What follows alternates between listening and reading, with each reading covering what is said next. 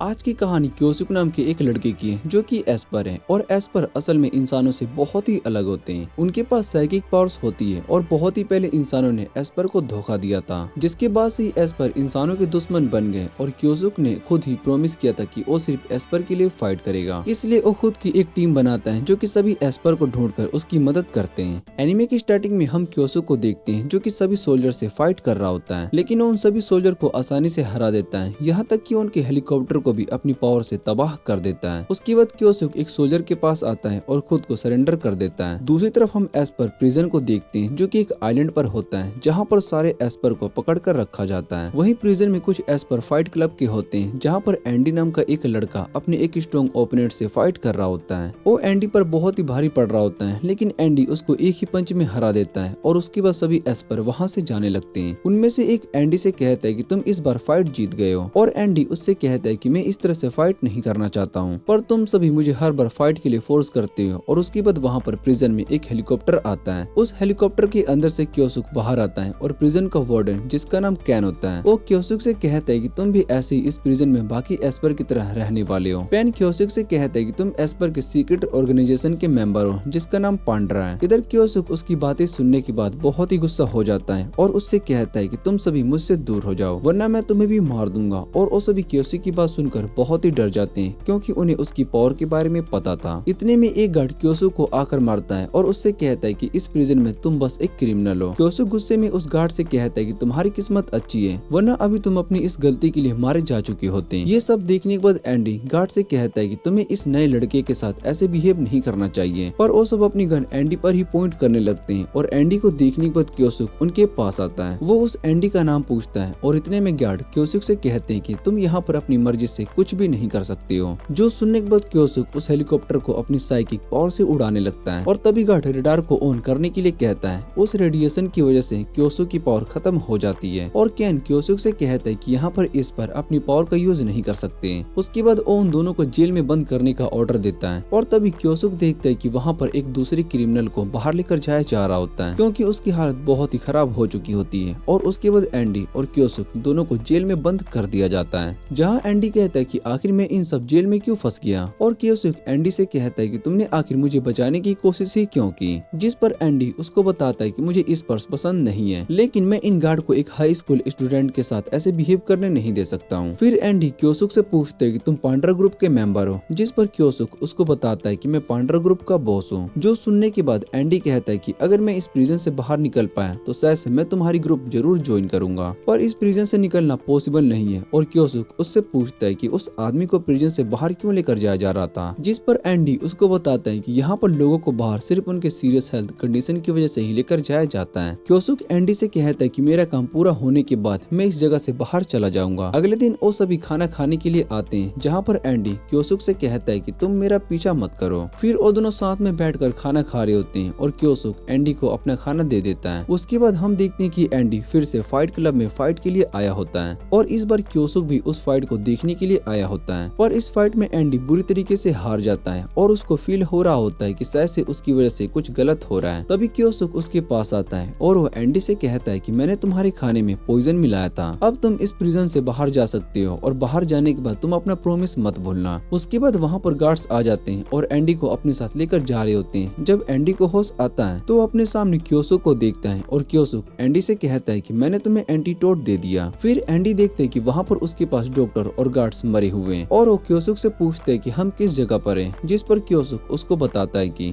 ये एक तरह का हॉस्पिटल है और जब तुम्हें गार्ड्स लेकर जा रहे थे तब मैंने उनका पीछा किया, फिर मैं इस जगह पर आ गया और ये जगह असल में उस प्रिजन के नीचे बनी हुई है। उसके बाद एंडी समझ जाता है कि असल में गार्ड्स सभी लोगों को प्रिजन के नीचे इस जगह पर लेकर आते हैं, वो कभी भी उन्हें प्रिजन से बाहर लेकर नहीं गए। और उसके बाद वो दोनों उस जगह को देखने लगते हैं। तभी सामने से एक गार्ड आ रहा होता है, पर एंडी उसको मारकर बेहोश कर देता है और उससे उसकी गन को ले लेता है। क्योसुक उससे पूछते है कि भला तुम उस गन के साथ क्या करने वाले हो, और एंडी उसको बताता है कि हाई स्कूल कंप्लीट होने के बाद मैं आर्मी ज्वाइन की थी। उसके बाद वो दोनों नीचे एक रिसर्च लैब में आ जाते हैं और उस लैब को देखने के बाद क्योसुक को बहुत ही गुस्सा आता है। वो एंडी से वो गन लेकर पूरे रिसर्च लैब को ही तबाह कर देता है क्योंकि वो समझ चुका था कि यहाँ पर इंसान इस्पर के साथ एक्सपेरिमेंट करते हैं। तभी वहाँ पर अलार्म की वजह से गार्ड्स आ जाते हैं और क्योसुक को वहाँ लैब में एक लड़की की आवाज सुनाई देती है। वो उस लड़की के पास जाता है और तभी कैन वहाँ पर आ जाता है और वो क्योसुक से कहता है कि सच ये लड़की तुम्हारी टीम की है, इसको प्रोटेक्ट करने के लिए तुम यहाँ प्रिजन में आए हो, लेकिन अब तुम इस प्रिजन से बाहर नहीं जा पाओगे। वैसे भी मैं अपने इम्पोर्टेंट टेस्ट सब्जेक्ट को ऐसे बाहर नहीं छोड़ सकता हूँ। और इतना कहने के बाद वो वहाँ पर एक मोस्टर बुलाता है। फिर कैन बताता है कि इस मोस्टर को मैंने ह्यूमंस और स्पर के सेल का यूज करके बनाया है और ये बहुत ही स्ट्रॉन्ग है। उसके बाद क्योसुक और उस मोस्टर की फाइट होने लगती है और क्योसुक उस पर अटैक करता है, लेकिन ओ मोस्टर उसको रोक लेता है और कैन क्योसुक से कहता है कि ओ मोस्टर तुम्हारे अटैक को पहले ही समझ सकता है। दूसरी तरफ एंडी भी गन उठाकर क्योसुक की मदद करने के बारे में सोचता है। इधर क्योसुक उस मोस्टर पर लगातार अटैक कर रहा होता है, पर ओ मोस्टर उस पर भारी पड़ने लगता है, जो देखने के बाद वो लड़की क्योसुक से पूछती है क्या वो ठीक है। इधर कैन उन्हें बताता है कि इस पर मोस्टर का लेवल 7 है, जो सुनने के बाद क्योसुक उससे कहता है कि तुम कहना क्या चाहते हो, ये हमारी क्वीन जितनी स्ट्रॉन्ग है, पर ऐसा पॉसिबल नहीं है। और वैसे भी वो मोस्टर क्योसुक पर अटैक करने वाला होता है, तभी एंडी उस पर गन से अटैक कर देता है, जो देखने के बाद वो मोस्टर एंडी पर अटैक करता है, और एंडी को उसका अटैक ही नहीं लगता और ये देखकर क्योसुक भी थोड़ा सा हैरान हो जाता है। फिर उस लड़की को फ्री कर रहा होता है, तभी वो उसके हाथ में एक ट्यूब को देखता है, जो देखने के बाद क्योसुक को बहुत ही गुस्सा आता है और उसके बाद वो अपनी रियल पावर्स का यूज करना शुरू कर देता है। वो उस मोस्टर को हवा में उड़ाने लगता है और इधर कैन भी ये सब देखकर बहुत ही हैरान हो जाता है। उसके बाद क्योसुक उस पूरे प्रिजन को ही तबाह कर देता है और क्योसुक उस लड़की और एंडी को लेकर टेलीपोर्ट हो जाता है। वो सभी प्रिजन के बाहर आ जाते हैं और उसके बाद वहाँ पर एक बड़ी सी शिप आ जाती है, जिसमें पांड्रा का एक मेंबर होते हैं और एक मेंबर क्योसुक के पास आता है। फिर वो बाकी सभी एस्पर की ओर देखते हैं और उन सभी से कहते हैं कि इस प्रिजन को पांड्रा ऑर्गेनाइजेशन से तबाह कर दिया गया है, इसलिए तुम सभी आज के बाद फ्री हो। और ये सुनने के बाद वो सभी बहुत ही खुश हो जाते हैं। उसके बाद क्योसुक एंडी से कहता है कि तुमने प्रॉमिस किया था कि तुम मेरी टीम को ज्वाइन करोगे और तुम अपनी बात से पीछे मत हटना। ये सुनने के बाद एंडी भी उसका ऑफर मान लेता है और उस लड़की से उसका नाम पूछता है। उसका नाम यू होता है और उसके बाद वो शिप पर चले जाते हैं और मागी क्योसुक से पूछते हैं क्या उस लड़की को हमारी टीम में रखना सही है। दूसरी तरफ हम एंडी को देखते हैं, जो कि अपनी आइस का यूज करके अपनी टीम को इन्फॉर्मेशन देता है। वो अपनी चीफ से कहता है कि हमारा प्लान सही चल रहा है और इस समय मैं पांड्रा ऑर्गेनाइजेशन के अंदर हूँ, जिससे कि हमें पता चलता है कि एंडी भी असल में एक स्पाई है। उसके बाद हम देखते हैं कि एंडी वहाँ पर एक लड़की को लोशन लगाने के लिए जा रहा होता है और जैसे ही वो उसके पास जाता है तभी उस लड़की के सर में दर्द होने लगता है और वो लड़की पास आने से मना कर देती है। फिर वहाँ पर क्योसुक आता है और वो एंडी को पूल में धक्का मार देता है और उससे कहता है कि हम यहाँ पर एंजॉय करने वाले हैं। उसके बाद क्योसुक सभी को पूल से बाहर आने के लिए कहता है और सभी पूल से बाहर आ जाते हैं, पर एंडी पूल में ही होता है और उस पूल के अंदर एक शार्क आ चुका होता है और एंडी उस शार्क को देखने के बाद बहुत ही डर जाता है। उसके बाद क्योसुक सभी को अपनी न्यू टीम मेंबर एंडी के बारे में बताता है। फिर उसके पावर्स को टेस्ट करने के लिए मोमोतारो को अटैक करने के लिए कहता है। मोमोतारो एंडी पर अटैक करता है, लेकिन उसका अटैक ब्लॉक हो जाता है और ये देखने के बाद मैगी कहता है कि एंडी के ऊपर किसी भी स्पर का मैजिक काम नहीं करता। जो सुनकर क्योसुक यू को एंडी का माइंड रीड करने के लिए कहती है और यू उसके माइंड को रीड करने की कोशिश करती है, पर वो ऐसा नहीं कर पाती और बाद में सभी को पता चलता है कि एंडी के पास जाने से स्पर के सर में दर्द होना शुरू हो जाता है, इसलिए सभी एंडी से दूर रहते हैं। और फिर एंडी मागी के साथ जाता है, जहाँ पर मागी उसको अपने कपड़े देता है। एंडी मागी से पांडा ऑर्गेनाइजेशन के बारे में पूछता है, लेकिन मागी उस पर अभी ट्रस्ट नहीं कर रहा होता है, इसलिए वो एंडी को कुछ भी नहीं बताता। और तभी वहाँ पर कुछ बच्चे आ जाते हैं। मागी उन्हें वहाँ से जाने के लिए कहता है और दोनों मागी की बात मानकर वहाँ से चले जाते हैं। एंडी मागी से पूछता है कि आखिर यहाँ पर इतने सारे बच्चे क्यों हैं, और मागी बताता है कि ये सभी असल में इस बार हैं। जब इनके पेरेंट्स को इस बारे में पता चला तो उन्होंने इसे छोड़ दिया और हमारी ऑर्गेनाइजेशन इन सभी बच्चों को अपने साथ रखती है। हम यहाँ पर इन सभी की केयर करते हैं और हम बाकी स्पर को ह्यूमन से प्रोटेक्ट करते हैं। मागी एंडी से कहती है कि अभी तुम्हारे लिए कोई भी मिशन नहीं है, इसलिए तुम यहाँ पर एंजॉय करो। इतना कहने के बाद वो वहाँ से चला जाता है और फौजी एंडी को अपने साथ ले जाता है। वो एंडी से बोट साफ करवा रहा होता है और एंडी से कहता है कि तुम खुद एक स्पर हो, लेकिन तुम्हें अपने बारे में कुछ भी नहीं पता, यहाँ तक कि तुम्हारे पावर्स भी बहुत ही अजीब है। और उसके बाद एंडी अपनी चीफ को रिपोर्ट दे रहा होता है, जहाँ वो अपनी चीफ से कहता है कि मुझे पांड्रा ऑर्गेनाइजेशन कुछ खतरनाक नहीं लग रही है। जिस पर उसका चीफ कहता है कि अगर तुम्हें ऐसा लगता है तो तुम्हारी गलत फहमी होगी है, भले ही वो तुम्हें दिखने में अच्छे लग रहे हो, लेकिन वो सभी बहुत ही बड़े क्रिमिनल हैं। उन्होंने बहुत ही सारे क्राइम्स किए हैं और तुम्हें उनसे दूर रहना चाहिए। और जैसे तुम्हें उनके वेयर हाउस के बारे में पता चले तुम हमें इन्फॉर्म कर देना। और एंडी उनकी बात को समझ जाता है और उसके बाद वो सोचने सोचने लगता है कि क्या मुझे सच में इनसे डरने की जरूरत है। दूसरी तरफ हम मागी को देखते हैं और वो योसुक से कहता है कि मैंने एंडी के बारे में पता किया है, मुझे उसका बैकग्राउंड कुछ सिंपल नहीं लग रहा है, इसलिए शायद से हमें उस पर ट्रस्ट नहीं करना चाहिए।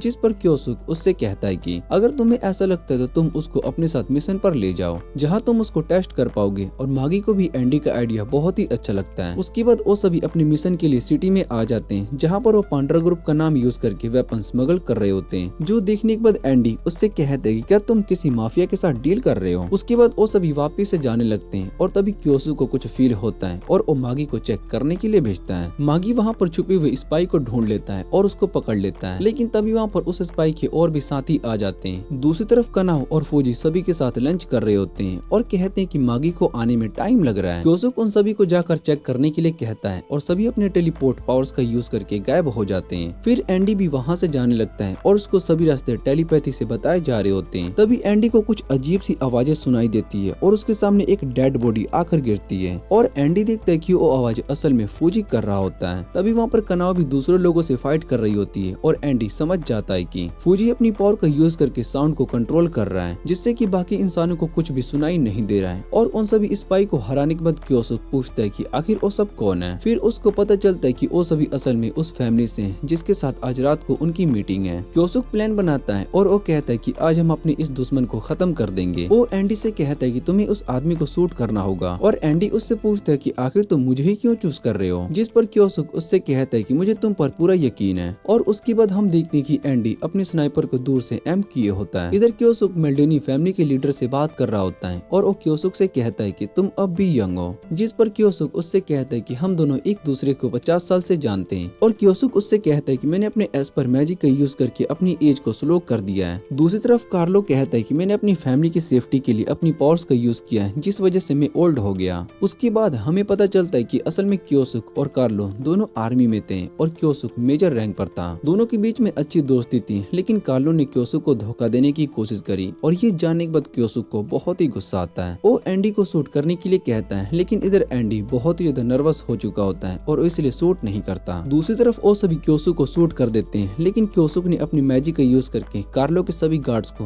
अपनी जैसा बना दिया था, जिस वजह से वो सभी कंफ्यूज होकर एक दूसरे को मार देते हैं। और असल क्योसुक और मागी दोनों एंडी के पास होते हैं। मागी एंडी से कहता है कि तुम्हारे पास जो पावर्स है वो असल में इंटेंस सिचुएशन में और ज्यादा स्ट्रॉन्ग हो जाएंगी। उसके बाद क्योसुक एंडी को एक पेंडेंट देता है और फिर वो सभी होटल रूम में आ जाते हैं, जहाँ पर क्योसुक बताता है कि ये असल में कार्लो नहीं है और कार्लो असल में सब कुछ बाहर से कंट्रोल कर रहा होता है। वो बहुत ही स्ट्रॉन्ग एस्पर है और तभी कार्लो उन पर अटैक करता है, लेकिन क्योसुक उसके अटैक को रोक देता है। क्योसुक कार्लो से कहता है कि अब तुम्हारे मरने का टाइम आ चुका है और इतना कहने के बाद वो वापिस से अपनी उस पावर का यूज करता है, जिससे कि कार्लो और वो बिल्डिंग पूरी तरीके से तबाह हो जाती है। और एंडी उस तबाही को देखकर बहुत ही हैरान हो चुका होता है। उसको यकीन नहीं हो रहा होता है कि क्योसुक ने एक ही अटैक में ये सब कर दिया। इस तबाही को न्यूज पर दिखाया जा रहा होता है और दूसरी तरफ मागी यू से कहता है कि तुम्हें एंडी के बारे में पता करना होगा। जिस पर यू उससे कहती है कि मैं सिर्फ क्योसुक के ऑर्डर को ही फॉलो करती हूँ। और इतना कहने के बाद वो वहाँ से चली जाती है। एस्पर अपनी बोर्ड पर पार्टी कर रहे होते हैं, जहाँ पर एंडी फौजी और कनाव के बारे में जानता है। क्योसुक एंडी से कहता है कि अब से तुम भी इस ऑर्गेनाइजेशन के मेंबर बन चुके हो और वो सभी बहुत ही इंजॉय कर रहे होते हैं। दूसरी तरफ यूरोप के किंगडम में प्रिंसेस सोफिया, जो कि एक एक्टिविस्ट है, उन्होंने एक पार्टी ऑर्गेनाइज की होती है। क्वीन सोफिया बचे हुए एस्पर को एक चैरिटी करती है, जिससे कि वो सभी एक अच्छी लाइफ जी सके।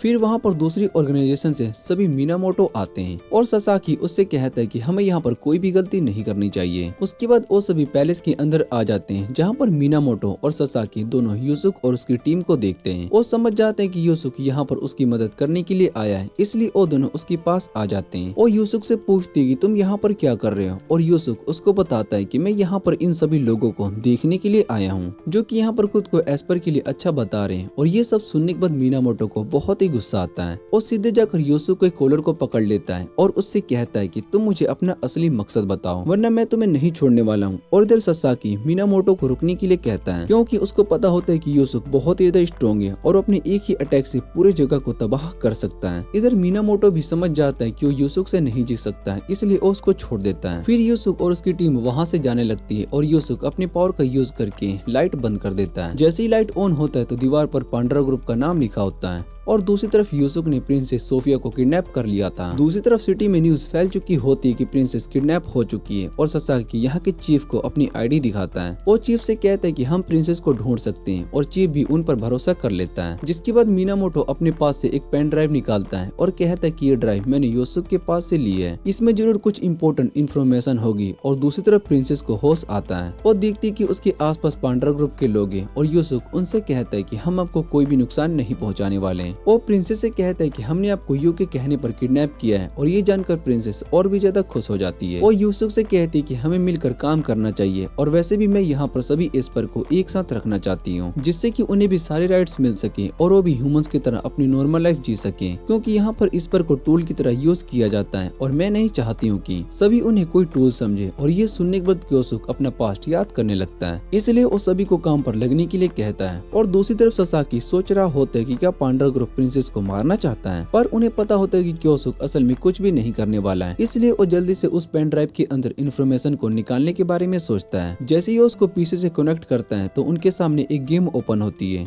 और मीनामोटो उस गेम को खेलने लगती है, जो देखकर ससाकी पूछता है कि आखिर तुम क्या कर रही हो, और वो ससाकी से कहता है कि शायद से क्योसुक इस गेम को बनाया है, अगर हम इस गेम को कंप्लीट कर देते तो हमें पेन ड्राइव इन्फॉर्मेशन मिल सकती है। और उसके बाद वो दोनों गेम को खेलने लगते हैं। दूसरी तरफ पांडरा के लोग शहर में उन असासिन को ढूंढने की कोशिश करने लगते हैं। इधर यू प्रिंसेस के पास आती है और उससे बात कर रही होती है। क्योसुक एंडी को बताता है कि यू ने मुझे कहा था कि कोई प्रिंसेस को मारने की कोशिश करने वाला है, इसलिए मैंने प्रिंसेस को किडनैप किया है ताकि हम उन्हें बचा सके। और फिर वहाँ पर प्रिंसेस आ जाती है। वो क्योसुक से कहती है कि मैं और यू शहर में घूमना चाहते हैं, जिस पर एंडी कहता है कि प्रिंसेस का बाहर जाना ठीक नहीं होगा। इधर यू यूसुक से कहता है कि वो प्रिंसेस को प्रोटेक्ट करेगी और यूसुक उन्हें बाहर जाने की परमिशन दे देता है। वो एंडी से कहता है कि मेरे पास एक अच्छा प्लान है। और दूसरी तरफ ससाकी गेम को खेल रहा होता है। तभी चीफ उनके पास आता है और कहता है कि एक प्रॉब्लम हो चुकी है और देखते हैं कि शहर के अंदर सभी प्रिंसेस बनकर घूम रहे होते हैं। ससाकी समझ जाता है कि इन सभी लोगों को मैनिपुलेट किया गया है और ये काम सिर्फ क्योसुक ही कर सकता है। यहाँ प्रिंसेस और यू साथ में घूम रहे होते हैं और एंडी उनके साथ उन पर नजर रख रहा होता है। दूसरी तरफ क्योसुक और बाकी लोग शहर में घूम रहे होते हैं और उन स्पाई को ढूंढ रहे होते हैं जो प्रिंसेस को मारने के लिए आए होते हैं। क्योसुक उन सभी लोगों को अपने ट्रैप में फंसा लेता है और उनसे कहता है कि अब तुम नहीं बचने वाले हो। दूसरी तरफ ससाकी और मीनामोटो दोनों को गेम कंप्लीट कर लेते हैं और जैसे ही उन पेन ड्राइव को चेक करना शुरू कर देते हैं तो उनमें से उन्हें कंट्री का बजट और बाकी इन्फॉर्मेशन दिखाई देता है, जो देखने के बाद चीफ लैपटॉप को बंद कर देता है। वो उन दोनों से कहता है कि ये हमारी कंट्री का इम्पोर्टेंट इन्फॉर्मेशन है और इसको बाहर के लोगों को नहीं दिखा सकते हैं। जिस पर ससाकी उससे कहता है कि शायद से हमें इसमें उस स्पाई के बारे में पता चल सकता है जो कि यहाँ पर प्रिंसेस को मारने के लिए आया है। तभी ससाकी देखता है कि वहाँ पर एक मिनिस्टर नहीं है और दूसरी तरफ प्रिंसेस यू और एंडी को एक ऑर्फनेज में लेकर आती है। वो उन्हें बताते हैं कि इस ऑर्फनेज में सभी एस्पर्स रहते हैं और यू बताती है कि वो सभी प्रिंसेस से पहली बार इस ऑर्फनेज में मिली थी।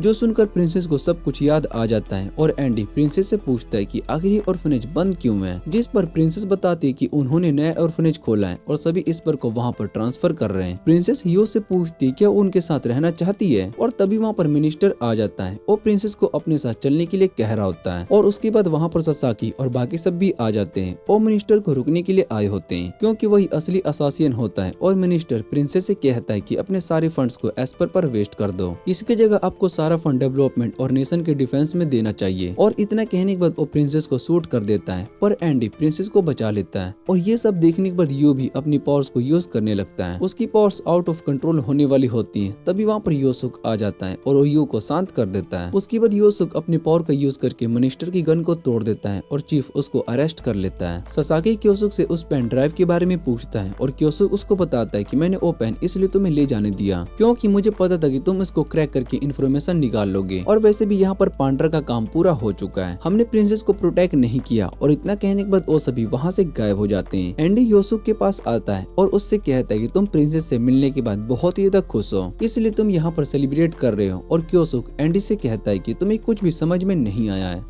उसके बाद क्योसुक अपनी टीम से कहता है कि अब हम क्वीन से मिलने के लिए जा रहे हैं। और दूसरी तरफ हम एंडी को देखते हैं जो अपनी चीफ से बात कर रहा होता है और कहता है कि इस चीफ के बीच में पांडरा ग्रुप में एक डिवाइस रखा है, लेकिन मैं वहां पर नहीं जा सकता हूं। और ये सुनने के बाद चीफ एंडी से कहती है कि शायद से वो लोग तुम पर पूरी तरीके से ट्रस्ट नहीं करते हैं। जिस पर एंडी बताता है कि उस डिवाइस का पता लगा लेगा। और चीफ एंडी को बताते हैं कि ये मिशन उसके लिए बहुत ही इम्पोर्टेंट है। इस मिशन में बहुत ही सारे लोगों के फंड आएंगे और एंडी को स्पेशल इस मिशन के लिए सिलेक्ट किया गया है, इसलिए उसका फेलियर एक्सेप्ट नहीं होने वाला है और एंडी भी बात समझ जाता है। उसके बाद एंडी शिप के उस पार्ट में जाने लगता है, लेकिन तभी वहाँ पर फूजी और यू आ जाते हैं। फूजी एंडी से कहता है कि इस जगह पर सिर्फ वही लोग जा सकते हैं जिनके पास यहाँ पर एक्सेस पास होता है। फिर फूजी उससे पूछते हैं तुम आखिर यहाँ पर क्या कर रहे हो, और इतने में उस शिप पर अटैक हो जाता है। ये अटैक मिनामोटो ने किया होता है और वो यूसु को सरेंडर करने के लिए कहते हैं, क्योंकि पांडा ग्रुप असल में एक क्रिमिनल ऑर्गेनाइजेशन है और वो सभी उन्हें क्वीन के पास नहीं आने देना चाहते हैं। ससाकी और मिनाटो असल में बेबिल ग्रुप से हैं जो कि सभी क्राइम्स को रोकते हैं, और ससाकी के साथ में प्लान 3 और लड़कियां होती हैं जो कि एस्पर होती हैं, और ससाकी उन तीनों को अटैक करने के लिए कहता है। जिसके बाद उनमें से एक यूसुक के शिप पर आ जाता है और यूसुक भी शिप से बाहर आ जाता है। यूसुक कारो से कहता है कि हम बहुत ही टाइम के बाद मिल रहे हैं और शायद से अब तुम स्ट्रॉन्ग बन चुकी होगी। इतना कहने के बाद वो दोनों आपस में फाइट करना शुरू कर देते हैं और दूसरी तरफ शियो और आओ दोनों शिप के अंदर आ जाते हैं। वो सभी एक एक करके सभी लोगों को टेलीपोर्ट करना शुरू कर देते हैं। जैसे ही वो दोनों एंडी के पास आते हैं तो आओ अपने मैजिक का यूज करके फूजी को वहाँ से टेलीपोर्ट कर देती है। फिर शियो एंडी पर अटैक करने की कोशिश करता है, लेकिन एंडी पर उसका कोई भी अटैक काम नहीं कर रहा होता, जो देखने के बाद वो बहुत ही ज्यादा हैरान हो जाती है और एंडी उसको आसानी से हरा देता है। लेकिन वहाँ पर आओ एंडी को पकड़ लेती है और वो तीनों गर्ल्स एंडी के पास आते हैं। उन्हें पता चलता है कि एंडी को इस शिप के बारे में ज्यादा कुछ नहीं पता है और एंडी उन्हें आइडिया देता है। वो उनसे कहता है कि तुम मुझे होस्टेज बना कर रख सकते हो, और उन्हें एंडी का प्लान अच्छा लगता है। उसके बाद वो तीनों कंट्रोल रूम में आ जाते हैं जहाँ पर एंडी का यूज करके वो सभी फाइट कर रही होती है। उनमें से एक कंट्रोल रूम में एक चिप को लगा देती है और उसके बाद वो सभी वहाँ से चले जाते हैं। इधर योसुक देखता है कि उसकी शिप अलग डायरेक्शन में जा रही होती है और कारू योसुक से कहती है कि अब तुम कहीं पर नहीं भाग सकते हो। इतना कहने के बाद वो भी वहाँ से चली जाती है और योसुक शिप पर आता है। वो कनाव से पूछते है कि तुम उस चिप को शिप से बाहर निकाल सकती हो क्या, जिस पर कनाव बताते है कि उस चिप को निकालना आसान नहीं है। इधर एंडी सोच रहा होता है कि वो सभी लोग भी उस डिवाइस के पीछे पड़े हैं, और तभी योसुक बताता है कि वो जाकर उन सब से फाइट करेगा, बाकी तुम सभी शिप पर रहो। और इतना कहने के बाद वो टेलीपोर्ट होने लगता है और तभी एंडी उसका हाथ पकड़ लेता है। वो दोनों टेलीपोर्ट हो जाते हैं और एंडी उससे कहता है कि मैं तुम्हारे साथ आना चाहता हूँ। इधर कारू कहती है कि हमारे शिप पर योसुक और वो नया लड़का आ चुका है, पर किसी को भी एंडी के पावर के बारे में पता नहीं होता।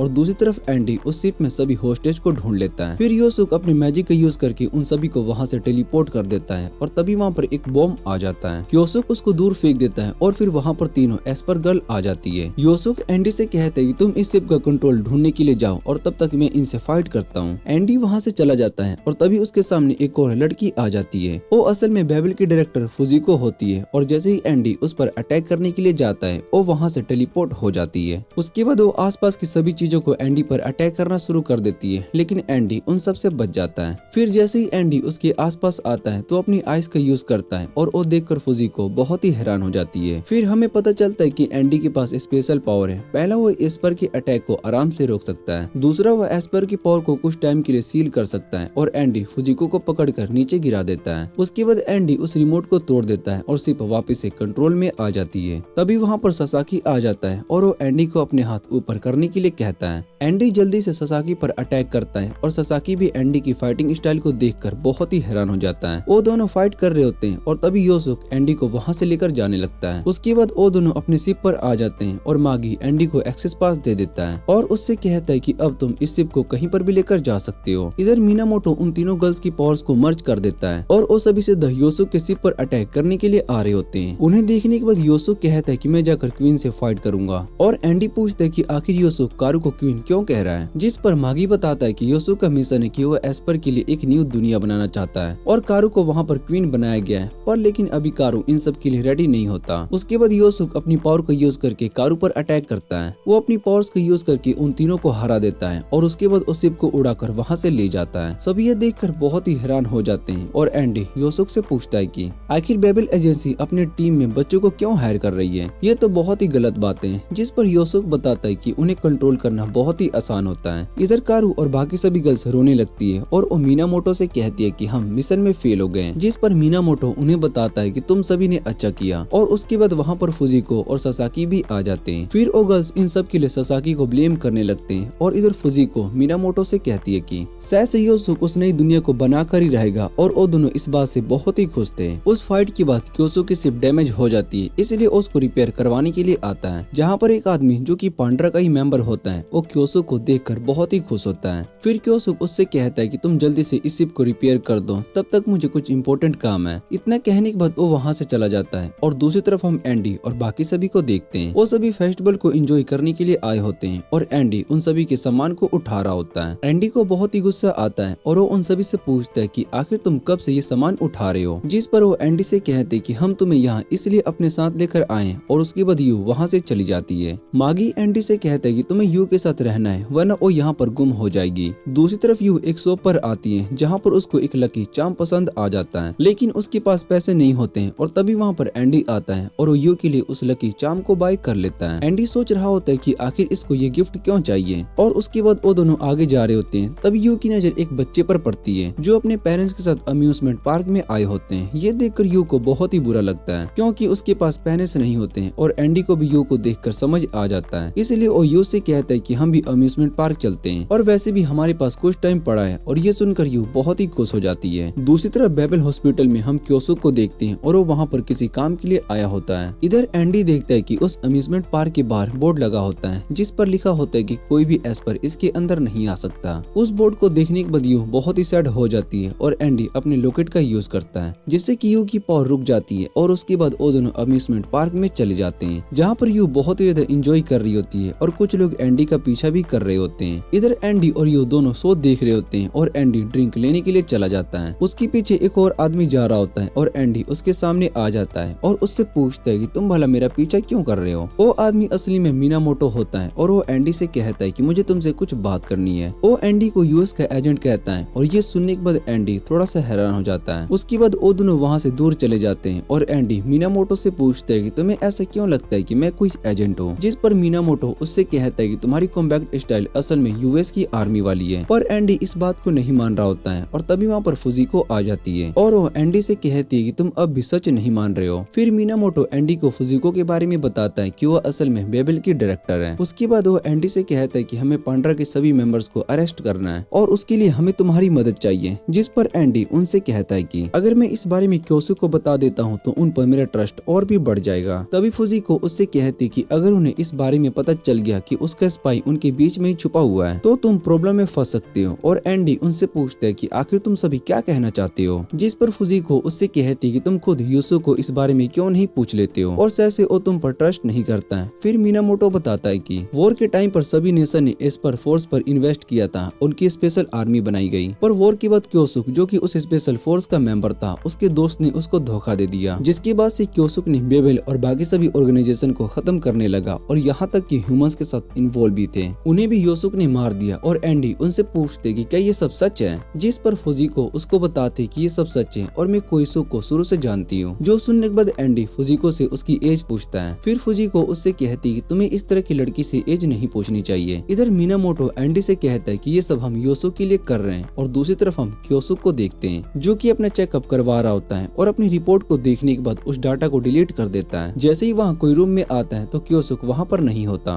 दूसरी तरफ शो खत्म हो चुका होता है और ससाकी यू पर नजर रखे होता है। तभी यू को किसी बच्चे की रोने की आवाज सुनाई देती है और वो इस पार्क में घूम चुका होता है। जो देखने के बाद यू उस बच्चे के पास आती है और उससे कहती है कि मैं तुम्हारे पेरेंट्स को ढूंढ सकती हूँ। इतना कहने के बाद उस लड़के का हाथ पकड़कर अपने मैजिक का यूज करती है। फिर उसको उस बच्चे के पेरेंट्स मिल जाते हैं और वो बच्चा अपने पेरेंट्स से कहता है कि इस लड़के ने मेरी मदद की है, उसने मेरे हाथ को पकड़ने के बाद ही आप दोनों का पता लगा लिया। और ये सुनने के बाद उसके पेरेंट्स बहुत ही डर जाते हैं। उन्हें लग रहा होता है कि शायद से ये लड़की एक एस्पर है और बाकी सभी लोग भी यू को देखकर डर रहे होते हैं। ये सब देखकर यू को अच्छा नहीं लग रहा होता है और उसके बाद गार्ड्स यू को पकड़ने के लिए आ जाते हैं। जैसे ही यू को पकड़ने वाले होते हैं यू डर कर अपनी मैजिक का यूज करती है जिससे कि पूरा पार्क मोस्टर में चेंज होने लगता है। ये सब देखकर सब लोग डरने लगते हैं और ससाकी मीनामोटो को फोन करके उस प्रॉब्लम के बारे में बताता है। ससाकी गार्ड को समझा रहा होता है कि ये सब एक इल्यूजन है और कोई उसकी बात को नहीं मान रहा होता है। तभी वहाँ पर एंडी आ जाता है और वो यू को बचा लेता है। यू एंडी को देखकर बहुत ही खुश हो जाती है। उसके बाद वो इल्यूजन वहाँ से गायब हो जाता है और एंडी यू से कहता है कि इन सब में तुम्हारी कोई गलती नहीं है। तभी वहाँ पर मागी और बाकी सब भी आ जाते हैं और वो एंडी से कहते हैं कि हमें यहाँ से पावर्स फील हो रही हैं, इसलिए हम यहाँ पर चेक करने के लिए आ गए। और मागी आसपास के लोगों को देखने के बाद समझ जाते हैं कि यहाँ पर क्या हुआ है, जिसके बाद वो सभी वहाँ से गायब हो जाते हैं और इधर क्योसुक भी हॉस्पिटल से चला जाता है। तभी कारू को फील होता है कि उसने शायद से यहाँ पर क्योसुक को देखा है और उसके साथ सभी लोग उसको बताते हैं कि क्योसुक यहाँ पर नहीं है। दूसरी तरफ सभी शिप पर आ चुके होते हैं और कनाओ यू से कहती है कि तुम्हें डरने की जरूरत नहीं है, वैसे भी हम सब एक फैमिली है। और ये सुनने के बाद एंडी कनाओ से कहता है कि क्योसुक भी सभी को अपनी फैमिली फैमिली ही कहता है। जिसके बाद कनाओ एंडी को अपना पास्ट बताती है कि उसका घर बॉर्डर के पास था। तभी वॉर के टाइम पर उसके पेरेंट्स मारे गए और इंसान उसको भी मारने वाले थे। तभी वहाँ पर क्योसुक आ गया और उसने मुझे प्रोटेक्ट किया और उसके साथ और भी बच्चे थे।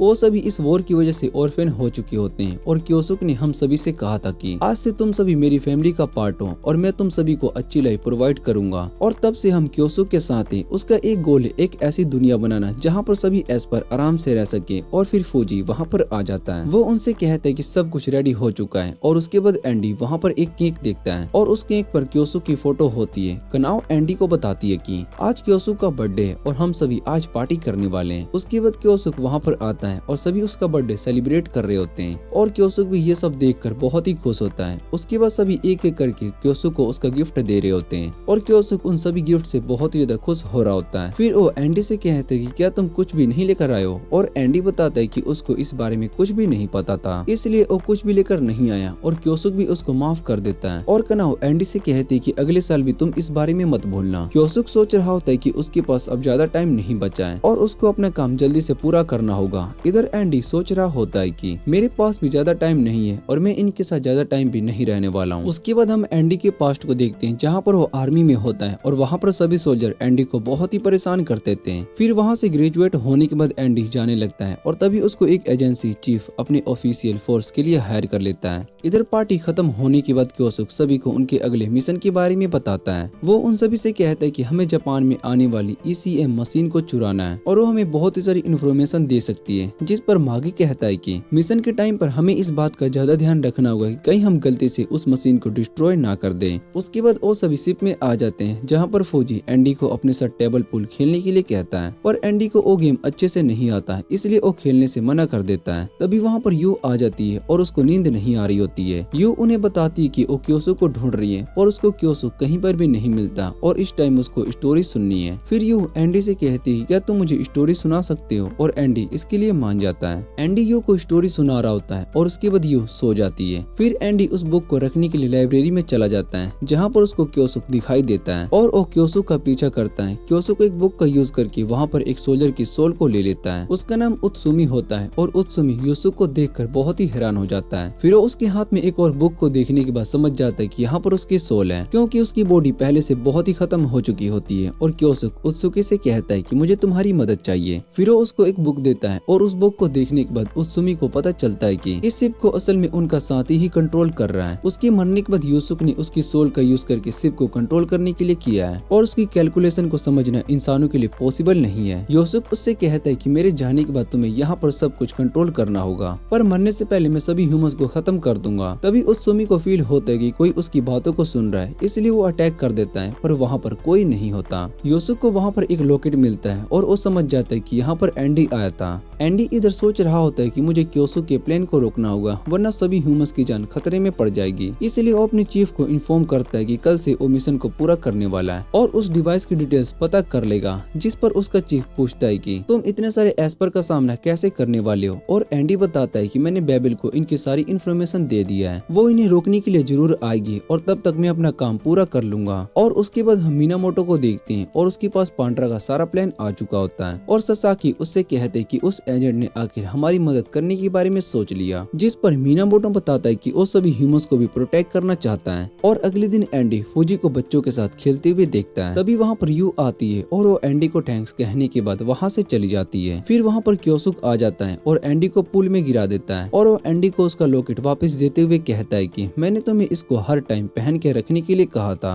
वो एंडी से कहता है कि तुमने रात को मेरी सारी बात सुनी थी। और इधर एंडी उससे कहता है कि तुम आखिर सभी ह्यूमंस को क्यों मारना चाहते हो, मुझे तुम्हारे प्लान के बारे में पता है और मैं ये जानता हूँ कि तुम सभी एस्पर के लिए एक नई दुनिया बनाना चाहते हो। और क्योसुक उसको इग्नोर करके वहाँ से जाने लगता है और उससे कहता है कि हमारे कल की मिशन में तुम कुछ भी गड़बड़ मत करना। उसके बाद क्योसुक और बाकी सभी पोर्टल का यूज करके उस गोडाउन में आ जाते हैं जहाँ पर वो मशीन आने वाली होती है। कुछ देर के बाद वहाँ पर कुछ वैन्स और ट्रक्स भी आने लगती है और फौजी अपने साउंड अटैक से उन सभी को वहीं पर रोक देता है। उसके बाद वो सभी उस वैन को घेर लेते हैं और तभी उन्हें पता चलता है कि उसके अंदर असल में बेबिल के लोग हैं। क्योसुक समझ जाता है कि ये एक ट्रैप है, लेकिन इन्हें हमारे प्लान के बारे में कैसे पता चला। क्योसुक मागी से कहता है कि तुम सभी को यहीं पर रोक के रखो, तब तक मैं शिप पर जाता हूँ। इतना कहने के बाद वो वहाँ से चला जाता है और इधर एंडी भी जल्दी से उस पोर्टल के पास जाने लगता है। दूसरी तरफ क्योसुक के कमरे में कारू आ जाती है और उससे पूछती है कि मैं तुम्हें शिप पर नहीं जाने दूंगी, वैसे भी मुझे पता चल चुका है कि वो शिप डूबने वाली है। और इतना कहने के बाद कारू अपनी पावर से क्योसुक पर अटैक करती है। क्योसुक उसकी पावर्स को देखकर बहुत ही इंप्रेस होता है और उससे कहता है कि तुम क्वीन बनने के लायक बिल्कुल परफेक्ट हो। फिर क्योसुक अपनी पावर का यूज करके कारू पर अटैक करता है और उस अटैक के बाद कारू बेहोश हो जाती है। इधर एंडी उस पोर्टल का यूज करके शिप पर आ जाता है और वहाँ पर उसको यू दिखाई देती है जो कि क्योसुक का वेट कर रही होती है। एंडी यू से कहता है कि तुम्हें जाकर सो जाना चाहिए और क्योसुक को आने में थोड़ा टाइम लगेगा। यू उसकी बात को मानकर वहाँ से चली जाती है और इधर एंडी उस रूम में आ जाता है जहाँ पर शिप के अंदर उस डिवाइस को रखा गया होता है जिससे कि ये शिप कंट्रोल हो रही होती है और इसको सारी इन्फॉर्मेशन अपने चीफ को भेज देता है। उसका चीफ कहता है कि मैं स्पेशल फोर्स को वहाँ पर भेजने वाला हूँ और एंडी बताता है कि यहाँ पर बहुत ही सारे बच्चे भी हैं, इसलिए उन एस्पर और बच्चों को कोई प्रॉब्लम नहीं होनी चाहिए और चीफ उसकी बात को मान लेता है। उसके बाद एंडी उस मशीन को बंद करने के लिए जा रहा होता है और तभी वहाँ पर क्योसुक आ जाता है। वो एंडी से कहते हैं कि तुम असल में एक सीक्रेट एजेंट हो और तुमने हमारे प्लान को फेल किया है। क्योसुक को वहाँ पर देखकर एंडी बहुत ही हैरान हो जाता है और कहता है कि तुम पहले से यहाँ पर आ चुके थे। क्योसुक एंडी से कहता है कि तुमने मुझे धोखा दिया है, इसलिए अब तुम्हें मरना होगा।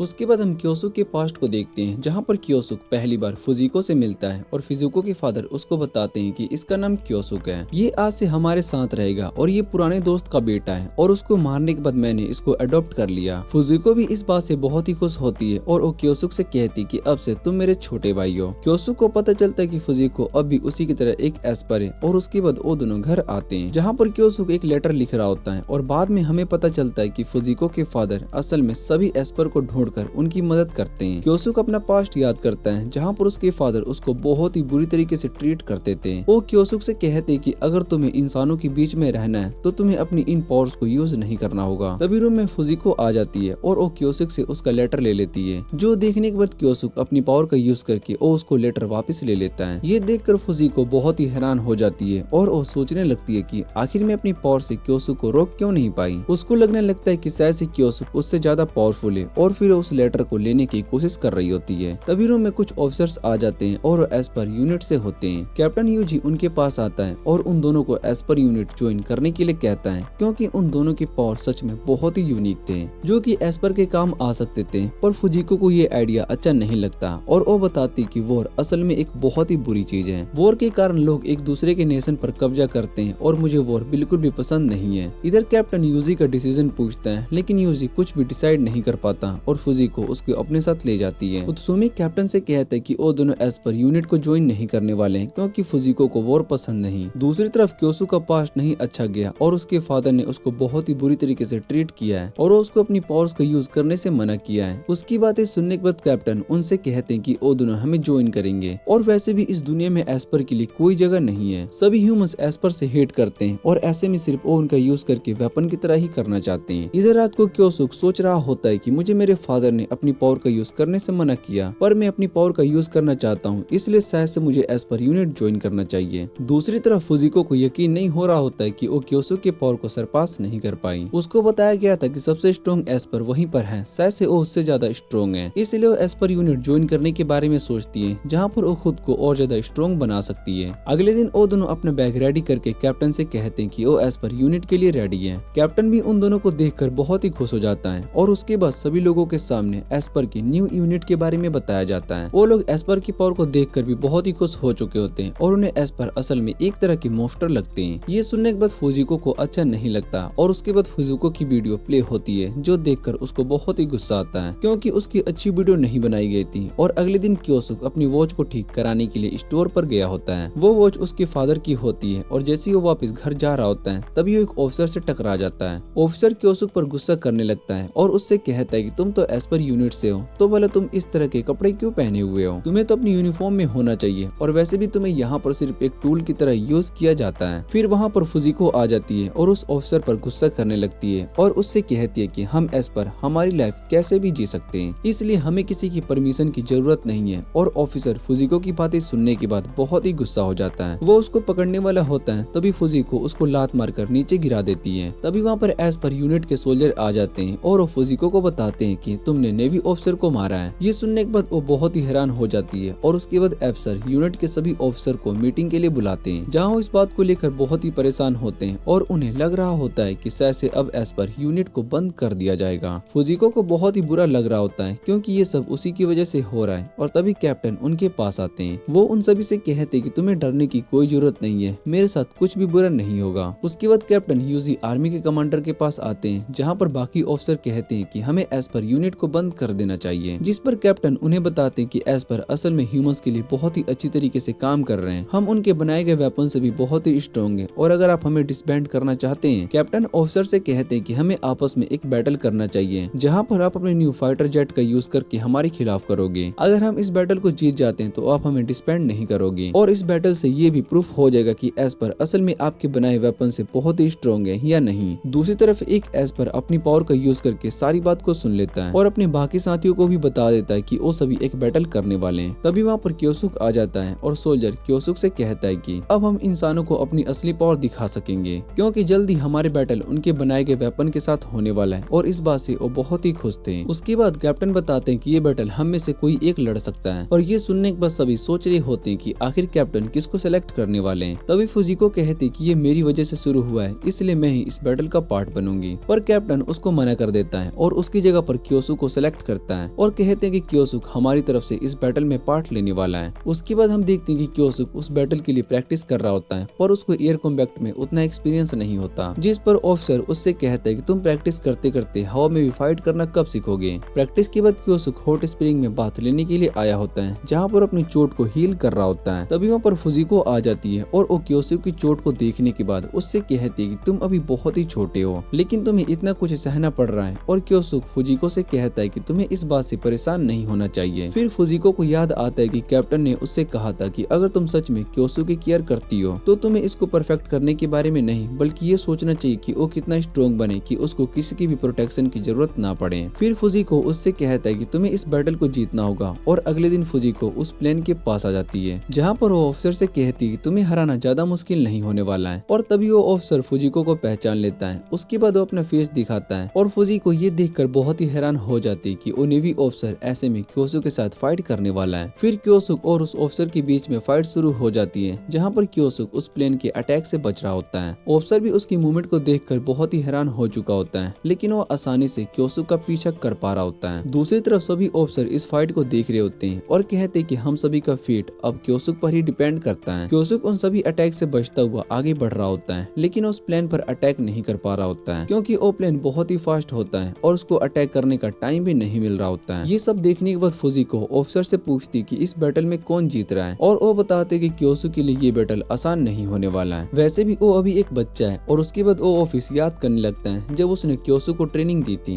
तब क्योसुक ने कहा था कि वो भारी गन की जगह पर लाइट गन का यूज करेगा और दुश्मन के सर पर अटैक करेगा। जैसे जैसे प्लेन उसके पास आ रहा होता है तभी क्योसुक को अपना पास्ट याद आता है, जहाँ पर उसके फादर ने उससे कहा था कि वो अपनी वाइफ को भी एस्पर पावर की वजह से खो दिए। उन्होंने उसको रिसर्च के लिए बहुत ज्यादा यूज किया था, जिसकी वजह से उसकी मौत हो गई और वो इस गलती को दोबारा से नहीं दोहराना चाहते हैं। इसलिए वो क्योसुक से कहते हैं कि तुम्हें अगर ह्यूमंस के बीच में रहना है तो तुम्हें अपनी पावर्स को भूलना होगा। ये सब याद करने के बाद क्योसुक सीधा उस प्लेन पर अटैक करता है और इस बैटल को जीत जाता है। सभी इस बात से बहुत ज्यादा खुश होते हैं। तभी कैप्टन क्योसुक से कहता है कि वहाँ पर एक सबमरीन आने वाला है और दूसरे नेशन का है और तभी वहाँ पर एक सबमरीन आता है और सभी एस्पर वहाँ पर आ जाते हैं। उनमें से एक उस सबमरीन के पास जाता है और उनसे पूछता है कि तुम भला किस नेशन से आए हो। जो सुनने के बाद वो सीधा उस एस्पर पर फायर करता है, लेकिन वो एस्पर सही टाइम पर गायब हो जाता है और अटैक से बच जाता है। इधर कैप्टन बताते हैं कि वो सबमरीन असल में उस यूएस आर्मी का है और एस्पर अपने कैप्टन से कहते हैं कि हमें उनसे फाइट करनी चाहिए, जिस पर कैप्टन मना कर देता है और कहते हैं कि हमारे रिलेशन अभी यूएस के साथ अच्छे नहीं है, इसलिए हमें इस फाइट को अवॉइड करना चाहिए। तभी वहाँ पर कुछ डॉल्फिन्स आ जाती हैं और वो डॉल्फिन भी एस्पर ही होती हैं। वो उन सभी से कहते हैं कि तुम्हें यहाँ से गायब हो जाना चाहिए और वो तुम्हें मारने के लिए यहाँ पर आए हैं। तभी सबमरीन पानी के नीचे जाती है और उन डॉल्फिन्स पर मिसाइल से अटैक कर देती है। एक मिसाइल सीधा उनमें से एक डॉल्फिन को लग जाता है, जिससे कि उसकी मौत हो जाती है। बाकी मिसाइल बचे हुए डॉल्फिन का पीछा कर रही होती है और तभी उनमें से एक एस्पर अपने बम से उस मिसाइल को रोक देता है और एक मिसाइल अभी भी डॉल्फिन का पीछा कर रही होती है। और ये देखने के बाद क्योसुक उस डॉल्फिन को प्रोटेक्ट करने के लिए चला जाता है। कैप्टन उसको मना कर रहा होता है और कहता है कि अगर तुम उस मिसाइल के पास गए तो तुम भी ब्लास्ट हो सकते हो। तभी वो नेवी ऑफिसर क्योसुक की मदद करता है और उसको जल्दी से उस मिसाइल के पास ले आता है। क्योसुक अपने मैजिक का यूज करके उस मिसाइल को पानी में ही रोककर ब्लास्ट कर देता है। यूएस आर्मी भी वहां से चली जाती है और इधर क्योसुक और बाकी सभी कैप्टन के पास आते हैं। वो सभी इस बात से बहुत ही ज्यादा खुश होते हैं कि अब उन्हें डिसबैंड नहीं किया जाएगा और इधर जनरल भी समझ जाते हैं कि एस्पर उनके लिए बहुत ही इम्पोर्टेंट है, इसलिए वो एस्पर की टीम को डिसबैंड नहीं करेंगे। और दूसरी तरफ एक एस्पर उन डॉल्फिन के पास आता है। वो उनसे माफी मांग रहा होता है कि हम तुम्हारे एक साथी को प्रोटेक्ट नहीं कर पाए और डॉल्फिन्स भी उन्हें थैंक्स कहता है। वो उसको बताता है कि हमसे ज्यादा तुम्हारे मरने के चांसेस हाई है, इसलिए तुम्हें ज्यादा सेफ रहने की जरूरत है। और ये सुनने के बाद वो एस्पर थोड़ा सा हैरान हो जाता है और कुछ सालों के बाद वॉर और भी ज्यादा बढ़ गई होती है। फिर क्योसुक कैप्टन के पास आता है, जहाँ पर वो कैप्टन से कहता है कि यूएस हिरोशिमा पर दोबारा से बम गिराने वाली है, हमें उसको रोकना चाहिए। और कैप्टन उसको बताते हैं कि तुम कुछ भी नहीं कर सकते हो, हमें अब यूएस के खिलाफ सरेंडर करना होगा और वैसे भी हमारे पास फाइट करने के लिए ज्यादा लोग नहीं है, हम इस वॉर में हार चुके हैं। और क्योसुक कैप्टन से कहता है कि मैं उसको बम से रोक सकता हूँ, जिस पर कैप्टन बताते हैं कि इन सब का कोई फायदा नहीं है। और उसके बाद वो क्योसुक को एक डिवाइस दिखाते हैं। वो बताते हैं कि इसके अंदर उस डॉल्फिन का ब्रेन है जो कि उस दिन मारी गई थी और इस डॉल्फिन के पास फ्यूचर देखने की पावर्स है।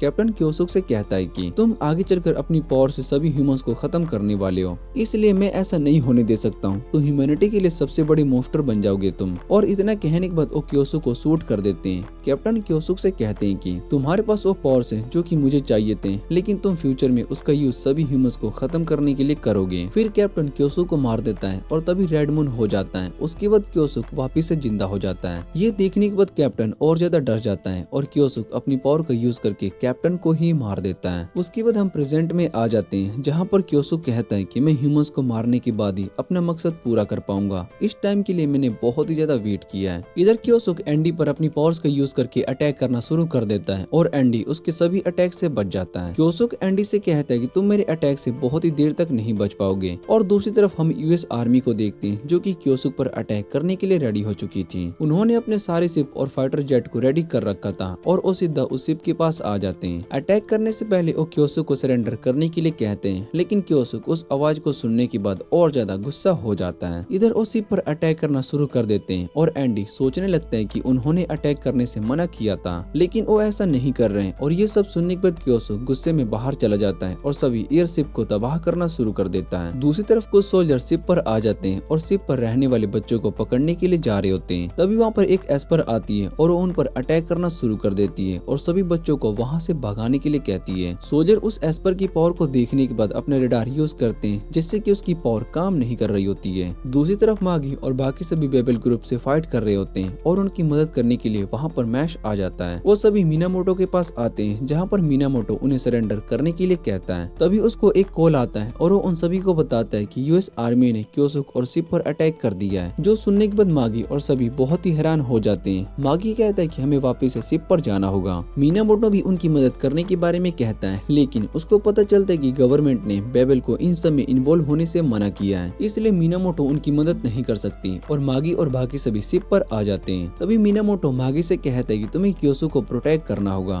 फिर वो सभी शिप पर आ जाते हैं। दूसरी तरफ यू अपने रूम से बाहर आती है। मीनामोटो चेक करने के लिए जाता है कि आखिर शिप पर क्या हो रहा है और इधर यू के पास बहुत ही सारे सोल्जर्स आ जाते हैं। इन्हें देखने के बाद वो वहीं पर छिप जाता है, लेकिन चीफ यू को ढूंढ लेता है। दूसरी तरफ मागी और बाकी सभी देखते हैं कि सारे बच्चे सेफ हैं और उनको यहाँ से बाहर निकालने के बारे में सोचते हैं। इधर बाकी सोल्जर यू को पकड़ने की कोशिश करते हैं। तभी यू अपने मैजिक का यूज करके उन्हें इल्यूजन दिखाने लगती है, जिससे कि एक सोल्जर बहुत ही ज्यादा डर जाता है और तभी चीफ उन्हें रेडार का यूज करने के लिए कहता है। वो सभी रेडार का यूज करके यू की पावर्स को रोकने लगते हैं और यू को भी उस पावर से बहुत ही ज्यादा प्रॉब्लम होने लगती है। यू उसकी वजह से बेहोश हो जाती है और दूसरी तरफ मीनामोटो एंडी को सोल्जर के साथ देखता है। वो एंडी से कहता है कि तुम हमें धोखा दे रहे हो और इतने में सोल्जर उस पर अटैक करके उसको बेहोश कर देते हैं। एंडी चीफ के पास आता है और वो चीफ से कहता है कि आपने शिप पर अटैक क्यों किया, ये प्लान में नहीं था। जिस पर चीफ बताता है कि हमें जनरल से ऑर्डर मिले थे और वैसे भी एस पर मोस्टर होते हैं। फिर एंडी वहाँ पर यू को बताता है और उसको देखने के बाद वो चीफ से कहते हैं कि आप उसको छोड़ दो। जिस पर चीफ बताता है कि एक मोस्टर है और हम इस पर रिसर्च करने वाले हैं। ये सब सुनने के बाद एंडी को बहुत ही गुस्सा आता है और वो बताता है कि मैं इन सब एस्पर के साथ रह चुका हूँ, मुझे पता है कि ये भी हमारी तरह ही ह्यूमन है। और इतना कहने के बाद वो एक सोल्जर से गन ले लेता है। ये देखने के बाद चीफ एंडी से कहता है कि तुम इन एस्पर के लिए हमें धोखा दे रहे हो और अगर तुम्हारा यही डिसीजन है तो तुम्हें भी मेरा होना होगा। और इतना कहने के बाद चीफ एंडी को शूट कर देता है और एंडी मर जाता है। उसके बाद वो यू को लेकर वहाँ से चले जाते हैं और इधर क्योसुक एयरशिप से फाइट करते हुए थक गया होता है। तभी वो अपनी शिप की ओर देखता है और उसकी शिप की हालत बहुत ही ज्यादा खराब हो चुकी होती है। एक एयरशिप कुछ बच्चों पर अटैक करने के लिए जा रहे होते हैं, पर तभी वहाँ पर मागी आकर उस एयरशिप को खत्म कर देता है। मागी उन बच्चों से कहता है कि तुम्हें कुछ भी नहीं होगा और इतने में वहाँ पर क्योसुक आ जाता है। वो बहुत ही शॉक्ड होता है और उसको ऐसा देखने के बाद मागी क्योसुक पर बहुत ही गुस्सा करने लगता है। वो क्योसुक से कहता है कि तुम ही सिर्फ इस शिप को बचा सकते हो और ये सब सुनने के बाद क्योसुक वापिस से नॉर्मल हो जाता है। फिर अपनी पावर्स का यूज करने के बाद सभी एयरशिप्स को खत्म करना शुरू कर देता है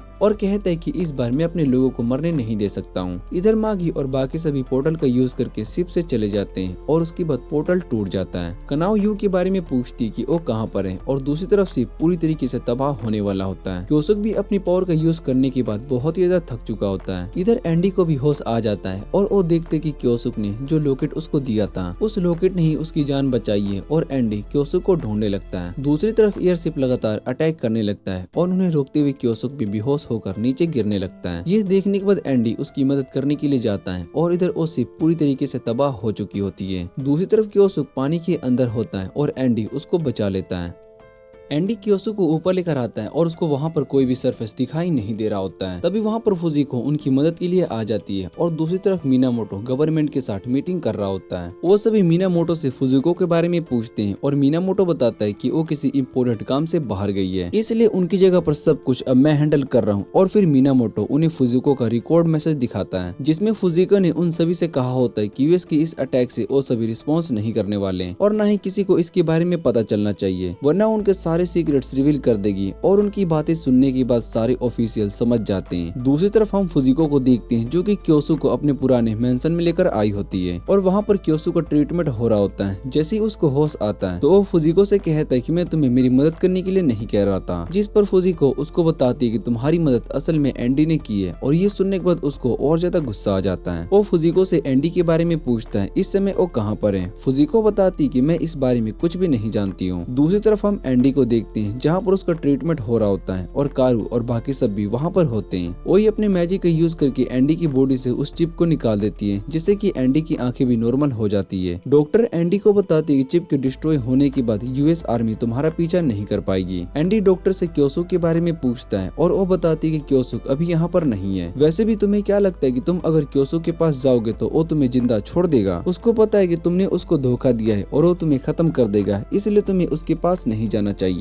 तभी कारू डॉक्टर पर अपनी शॉटगन से अटैक करके उसको बेहोश कर देता है और वो तीनों क्योसुक के पास जाने की बात कर रही होती है। जो सुनने के बाद एंडी उनसे रिक्वेस्ट करता है कि मुझे भी तुम अपने साथ ले चलो, जिस पर वो मना कर देते हैं और एंडी कारू से कहता है कि मुझे क्योसुक से मिलकर उसको सब कुछ एक्सप्लेन करना है। उसकी बातें सुनने के बाद कारू उसको अपने साथ जाने के लिए मान जाती है और वैसे भी क्योसुक से मिलने के लिए चले जाते हैं। इधर मीनामोटो एंडी को चेक करने के लिए आता है तो उसको पता चलता है कि कारू और बाकी सभी क्योसुक से मिलने के लिए गए हैं, जिस पर डॉक्टर मीनामोटो से कहती है कि मैंने उन्हें रोकने की कोशिश की थी पर उन्होंने मेरी बात नहीं सुनी। और मीनामोटो उससे कहता है कि इन सब में तुम्हारी कोई गलती नहीं है। इधर एंडी कारू से पूछता है कि आखिर क्योसुक तुम्हें क्यों कहता है और कारू उसको बताती है कि क्योसुक का एक गोल है इस पर के लिए एक नई दुनिया बनाना जहाँ पर वो इंसानों की तरह ही अपनी जीवन जी सके और वो चाहता है कि उन सभी को मैं लीड करूँ, लेकिन मुझे खुद इसके बारे में कुछ भी नहीं पता है कि ये सब भला कैसे मैं कर पाऊंगी। मुझे एस्पर के साथ साथ इंसान भी अच्छे लगते हैं पर क्योसुक सभी इंसानों से नफरत करता है, इसलिए वो बेबल के खिलाफ है। और मीनामोटो और बाकी सभी बहुत ही अच्छे इंसान हैं। उन्होंने हम एस्पर का बहुत ही अच्छे से ध्यान रखा और इसलिए हम सभी मिलकर क्योसुक को समझाना चाहते हैं कि वो इंसानों को खत्म ना करें। दूसरी तरफ हम मागी को देखते हैं जो कि कनाव और बाकी सभी को बताता है कि हमें यू के बारे में पता चल चुका है। वो देखते हैं कि यू को यूएस आर्मी के लोग ले गए हैं और फूजी एंडी के बारे में पूछता है कि वो कहाँ पर है। फिर मीनामोटो बताता है कि एंडी असल में उस यूएस आर्मी का स्पाई है और फूजी को इसके बारे में यकीन नहीं होता, जिस पर मीनामोटो कहता है कि मैंने खुद एंडी को उन सोल्जर के साथ देखा था। दूसरी तरफ वो सभी उस विला में आते हैं और मीनामोटो भी वहाँ पर आ जाता है। क्योसो को भी पता चलता है कि क्वीन यहाँ पर आ चुकी है और वो कारू से कहता है कि मैं तुमसे बाद में बात करूंगा, इस समय मुझे किसी और से बात करना है। और वो एंडी के बारे में कह रहा होता है क्योंकि उसको पता था कि एंडी भी उनके साथ आया है। क्योसुक एंडी से कहता है कि तुम उस पर्सन के बारे में जानते हो जिसने कि उस समय हमें वार्निंग दी थी, जिस पर एंडी बताता है कि मैं उस आदमी से बहुत ही बार मिल चुका हूँ और उसने ही मुझे अपनी उस आर्मी में स्काउट किया था। क्योसुक क्योसुक एंडी से उस पर्सन का नाम पूछता है और एंडी बताता है कि मुझे उस पर्सन का नाम नहीं पता, लेकिन वो भी तुम्हारी तरह जापानीज था और उसके फेस पर एक स्कार भी था। जो सुनने के बाद क्योसुक और फुजिको दोनों बहुत ही हैरान हो जाते हैं। फुजिको समझ जाती कि वो आदमी असल में और कोई नहीं बल्कि क्योसुक को मारने वाला कैप्टन यूजी है। क्योसुक ये सुनने के बाद बहुत ही गुस्सा हो जाता है और एंडी से कहता है कि मैं उसको मार दूंगा। इतना कहने के बाद वो बेहोश हो जाता है और इधर फुजिको एंडी को बताती है कि कैप्टन यूजी ने हम सभी एस्पर को धोखा दिया था। उन्होंने हमारी टीम के सभी मेंबर्स को मार दिया और मैं किसी तरीके से बचकर भाग गई। फिर मैंने बेबेल एजेंसी को बनाया और एंडी उससे पूछता है कि तुमने आखिर उन लोगों के साथ काम करने के बारे में कैसे सोच लिया जिन्होंने तुम्हारे लोगों को मारा था। और फुजिको उसको बताती कि मैं अब उस पास्ट को भूल चुकी हूँ, पर क्योसुक अब भी उस पास्ट का बदला ह्यूमंस को खत्म करके लेना चाहता है और इसलिए हमें उसको ऐसा करने से रोकना होगा। बाद में ससाकी क्योसुक को चेक करने के लिए आता है। तब उसको पता चलता है कि क्योसुक अपने सेल्स का यूज करके खुद को यंग रखता है, लेकिन उसके ऐसा करने से उसकी बॉडी ज्यादा देर तक सरवाइव नहीं कर पाएगी और उसके पास ज्यादा टाइम भी नहीं बचा। जो सुनने के बाद कारू उससे पूछती है कि क्या क्योसुक को बचाने का कोई और तरीका नहीं है, जिस पर ससाकी कहता है कि मेरे पास एक रास्ता है लेकिन मुझे नहीं पता है कि वो काम करेगा या फिर नहीं। उसके बाद जब क्योसुक को होश आता है तो वो देखते है कि कारू उसको अपना ब्लड ट्रांसफर कर रही है। क्योसुक ससाकी से इस बारे में पूछता है और ससाकी बताता है कि मैंने इसको ऐसा करने से मना किया था लेकिन इसने मेरी बात नहीं मानी। और इधर कारू क्योसुक से कहती है कि हम दोनों साथ में मिलकर एस्पर के लिए नई दुनिया बना सकते हैं, इसके लिए हमें ह्यूमंस को खत्म करने की कोई जरूरत नहीं है। और उसकी बात को सुनने के बाद क्योसुक उससे कहता है कि ये बात पहले भी किसी ने मुझसे कही थी। रात होते ही क्योसुक वहाँ से चला जाता है और इधर एंडी सोच रहा होता है कि उस एस्पर इन्वेस्टिगेशन डायरेक्टर असल में वही पर्सन है जिसने की क्योसुक को मारा था और शायद से अब वो कुछ बड़ा करने के लिए जा रहा है। तभी एंडी को आवाज सुनाई देती है। इधर विला के अंदर सभी लोग क्योसुक को ढूंढने लगते हैं और उधर दूसरी तरफ एंडी भी क्योसुक को ढूंढने के लिए चला जाता है। तभी उसको कारू मिलती है और कारू ने क्योसुक को ढूंढ लिया होता है। क्योसुक कारू से कहता है कि तुम मेरे रास्ते से हट जाओ, पर कारू उसकी बात को नहीं मान रही होती है। उसके बाद क्योसुक वहाँ से चला जाता है और कारू रोने लगती है। फिर वहाँ पर मिनामोटो आता है और वो एंडी से कहता है कि तुम्हें क्योसुक के साथ उसको प्रोटेक्ट करने के लिए जाना होगा। एंडी उसकी बात को मान लेता है और उसके बाद वो अपनी कार लेकर क्योसुक के पास आता है। वो क्योसुक से कहता है कि मुझे यू को बचाने के लिए जाना है और क्योसुक भी एंडी की बात को समझ जाता है। उसके बाद वो दोनों कार में बैठकर वहाँ से जाने लगते हैं। क्योसुक और एंडी दोनों चीफ के पास आ जाते हैं जहाँ पर एंडी अपनी गन उसके सर पर रख देता है। चीफ एंडी को जिंदा देखकर बहुत ही हैरान हो जाता है और कहता है कि तुम भला यहाँ पर कैसे आ गए, जिस पर एंडी उससे कहता है कि मैं इस जगह से ही बिलोंग करता हूँ। और इतने में चीफ एंडी से गन लेकर अपने आप को शूट कर देता है, पर क्योसुक उस बुलेट को रोक लेता है और कहता है कि मैं तुम्हें अभी नहीं मरने दे सकता हूँ मेरी जान, तुम जब तक मेरे सवालों का जवाब नहीं दे देते हो तब तक मैं तुम्हें मरने नहीं दे सकता हूँ। और चीफ उसकी बात समझ जाता है। उसके बाद उन्हें अपनी एजेंसी लेकर जाने लगता है और रिसर्च सेंटर को देखने के बाद एंडी थोड़ा सा हैरान हो जाता है, जिस पर चीफ उसको बताता है कि तुम यहाँ पर पहली बार आए हो और हमारी टीम के बहुत ही सारे मेंबर्स बाहर नेशन में भी काम कर रहे हैं। यहाँ पर हम एस्पर पर रिसर्च करके उन्हें अपना टूल बनाते हैं ताकि हम उनका यूज अपने फायदे के लिए कर सके। फिर वो यू के बारे में बताता है कि उस लड़की को इस रिसर्च सेंटर में ही बनाया गया था, पर हमारी गलती की वजह से वो यहाँ से भाग गई थी। हम यू के जैसे हैं और भी एस्पर को कंट्रोल करने के लिए उन पर एक तरह का बैंड इंस्टॉल करते हैं। ये सब सुनने के बाद क्योसुक को बहुत ही गुस्सा आता है और उसके बाद वो सभी रूम में आते हैं जहाँ पर उन्हें कोई भी नहीं मिलता और यू भी वहाँ पर नहीं होती। और उसके बाद क्योसुक उस जगह को अपनी पावर से देखने लगता है। तब उसको पता चलता है कि इस जगह पर यू का ब्रेन वॉश किया गया है और तभी वहाँ पर रूम में कैप्टन की आवाज सुनाई देती है। फिर वो उन्हें एक वीडियो दिखाता है जहाँ पर एस्पर और ह्यूमन के बीच में फाइट हो रही होती है और उन सभी एस्पर को कारू कंट्रोल कर रहा होता है। कैप्टन क्योसुक से कहता है कि ये वीडियो असल में फ्यूचर की है और मैं इस फ्यूचर को बदलने वाला हूँ, मैं तुम्हारी उस क्वीन को भी खत्म कर दूंगा। और ये सुनने के बाद क्योसुक बहुत ही गुस्सा हो जाता है। वो उससे कहता है कि मैं तुम्हें ऐसा नहीं करने दूंगा और तभी रूम में बहुत ही सारे ड्रोन्स आ जाते हैं। चीफ जल्दी से क्योसुक को पकड़ लेता है और वो सभी ड्रोन्स उस पर अटैक करने लगते हैं, लेकिन क्योसुक उन अटैक को आसानी से अपनी पावर से रोक लेता है, पर चीफ की मौत हो जाती है। और उसके बाद वो दोनों वहाँ से भागने लगते हैं क्योंकि उन्हें पता चल चुका होता है कि इस पूरे रिसर्च सेंटर में ट्रैप लगाया गया है। वो दोनों सभी ड्रोन से बचते हुए दूसरे रूम में आ जाते हैं जहाँ पहले से ही बहुत ही सारे ड्रोन्स होते हैं, मतलब बहुत ही ज्यादा। वो उनसे फाइट करने के बाद दोनों बहुत ही थक जाते हैं और एंडी क्योसुक को अपने साथ लिफ्ट में ले जाता है। एंडी क्योसुक से कहता है कि हमें जल्दी से इस बिल्डिंग से बाहर जाना होगा।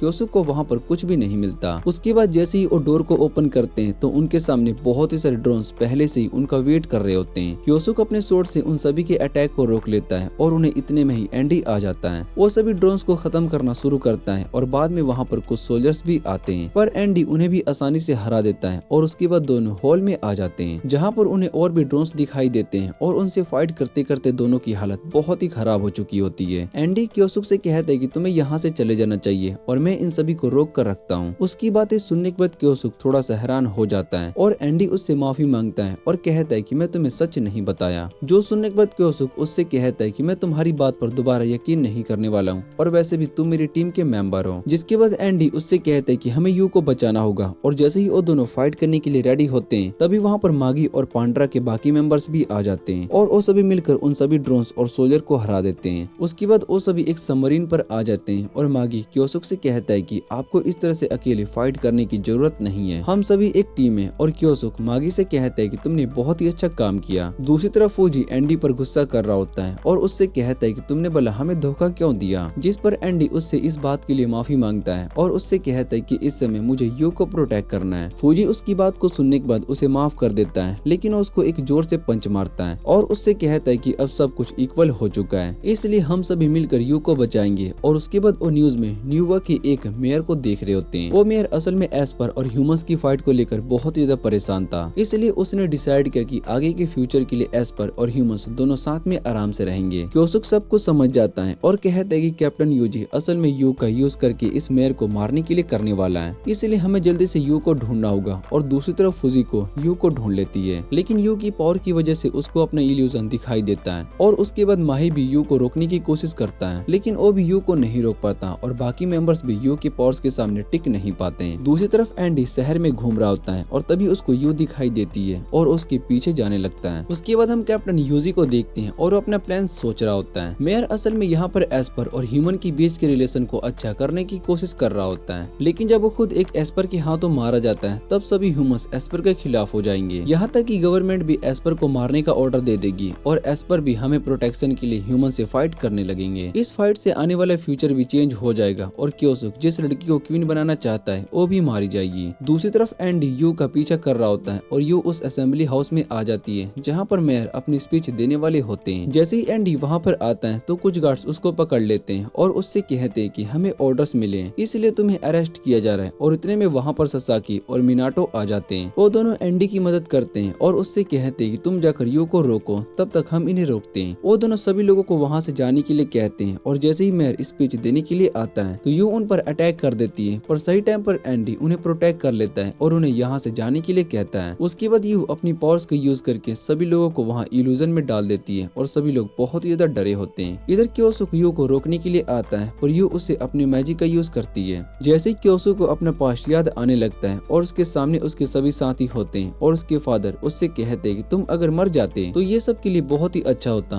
और अपना इतना बुरा पास्ट देखने के बाद क्योसुक बहुत ही गुस्सा हो जाता है। वो अपनी पावर्स का यूज करके सब कुछ चेंज करना चाहता है, इसलिए अपनी रियल पावर का यूज करना शुरू कर देता है। उसके बाद हमें यू का पास्ट दिखाई देता है जहाँ पर उसके साथ रिसर्च किया जा रहा होता है, पर रिसर्च में कुछ गड़बड़ हो जाती है और वो लोग यू को मारने वाले होते हैं और ये देखकर यू बहुत ही डर जाती है। वो अपने पावर्स का यूज करके सभी लोगों को मार देती है और उस जगह से दूर चली जाती है। यू ने बहुत ही सारी जगह चेंज किए थे क्योंकि उसको हमेशा इस बात का डर रहता था कि कहीं वो अपनी पावर से लोगों को ना मार दे। उसके बाद वो क्योसुक से मिली जहाँ पर क्योसुक ने यू से कहा कि वो यू के लिए एक अच्छी दुनिया बनाएगा जहाँ पर वो अच्छे से रह सकेगी। फिर हम देखते हैं कि क्योसुक यू को ठीक कर देता है और उसके पीछे बने बैंड को भी हटा देता है, पर क्योसुक अपनी पावर को कंट्रोल नहीं कर पा रहा होता और वो एंडी से कहता है कि मेरा टाइम आ चुका है। वैसे भी मैंने अपनी क्वीन और आने वाली फ्यूचर दोनों को प्रोटेक्ट कर लिया है, इसलिए मुझे अब कोई बात का रिग्रेट नहीं है। पर एंडी उसकी बात को नहीं मानता और वो उसके पास जाता है और वो क्योसुक से कहता है कि मुझे वो दुनिया देखनी है जो कि तुम एस्पर के लिए बनाने वाले हो। पहले मुझे एस्पर पसंद नहीं थे, पर जब मैं उस शिप पर गया तब मैंने एस्पर के बारे में जाना और मुझे पता चला कि वो भी ह्यूमंस की तरह ही होते हैं, इसलिए मैं तुम्हें मारने नहीं दे सकती हूँ। और इतना कहने के बाद एंडी अपनी पावर्स का यूज करता है जिससे कि वो क्योसुक के पावर को सरपास कर सके और उसकी पावर की वजह से क्योसुक नॉर्मल हो जाता है, पर एंडी ज्यादा पावर को यूज करने की वजह से वहीं पर बेहोश हो जाता है। उसके बाद हम कैप्टन यूजी को देखते हैं जो कि पार्क में बैठा होता है, पर क्योसुक उसके पास आता है। कैप्टन उससे कहता है कि मेरे सभी लोगों को पकड़ लिया गया है और मेरा प्लान फेल हो चुका है, इसलिए अच्छा यही होगा कि तुम मुझे मार दो और वैसे भी मैं तुम्हें हर टाइम डराता रहूंगा। उसकी बातें सुनने के बाद क्योसुक उससे कहता है कि मैं तुम्हें नहीं मारूंगा, उसकी जगह मैं तुम्हारी सोल और मेमोरीज को खत्म कर दूंगा। तुम अपनी लाइफ बस एक डेड मैन की तरह ही जीने वाले हो। इतना कहने के बाद उसकी सोल को खत्म करके वहाँ वहाँ से चला जाता है। दूसरी तरफ हम एंडी को देखते हैं जो कि मागी और बाकी सभी से कहता है कि अब मुझे जाना होगा। यो उसके पास आती है और उससे कहते हैं कि हम वापिस से जरूर मिलेंगे। बाहर एंडी क्योसुक से मिलता है और क्योसुक उससे पूछते है कि तुम अब कहाँ जा रहे हो, जिस पर एंडी उससे कहता है कि इस बारे में मुझे भी नहीं पता और वैसे भी मैं ना तो ह्यूमंस हूँ और ना ही एस्पर, इसलिए मुझे अपने बारे में जानना है और आखिर में क्या हूँ और अपनी इस पावर का पता लगाने के लिए मुझे कहीं दूर जाना पड़ेगा। इतना कहने के बाद वो क्योसुक को उसके लॉकेट वापस करने लगता है और उससे कहता है कि तुमने कहा था कि तुम मुझे फोर्स नहीं करोगे। क्योसुक लॉकेट लेने से मना कर देता है और एंडी से कहता है कि एक दिन मैं तुम्हें अपनी टीम का मेंबर बना कर ही रहूंगा। उसके बाद एंडी वहाँ से चला जाता है और यहाँ क्योसुक भी अपने सभी साथी के साथ वापस से जापान आ जाता है और सभी अपनी इस जीत से बहुत ही खुश होते हैं और इसी के साथ इस एनिमे का सीजन यहीं पर एंड हो जाता है। अगर आपको ये वीडियो अच्छी लगे तो वीडियो को लाइक करके चैनल को सब्सक्राइब जरूर कर लेना। तो मिलते हैं अगली वीडियो में।